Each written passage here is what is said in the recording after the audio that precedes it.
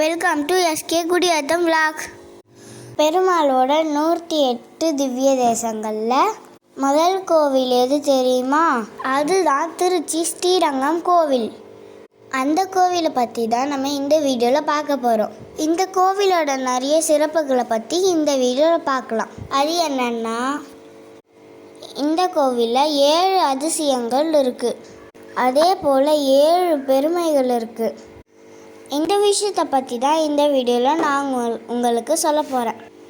7 அதிசயங்கள் நம்ம முதல்ல பார்க்கலாம். இப்போ நம்ம பார்த்துட்ருக்கிறது ஸ்ரீரங்கத்தோட சன்னதி கோபுரம்.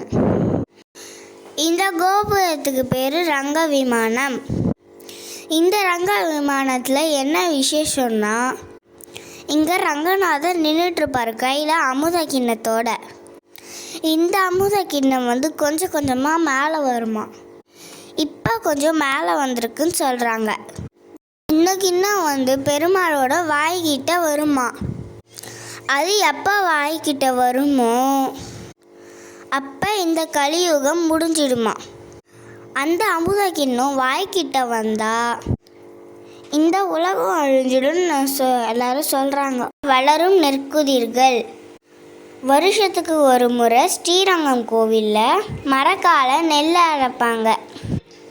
இந்த நெல்லெல்லாம் ஒரு ரூமில் போடுவாங்க.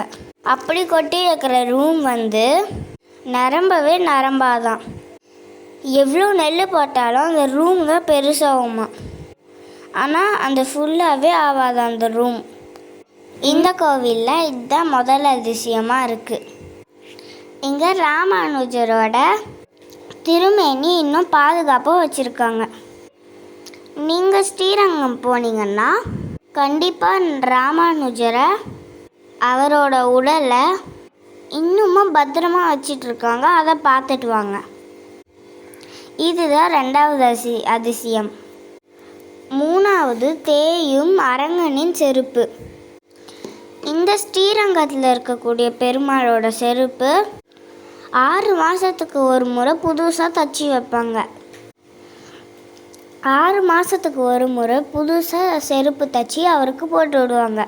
அப்படி போட்டு விடும் போது அந்த பழைய செருப்பு தேஞ்சி இருக்குமா.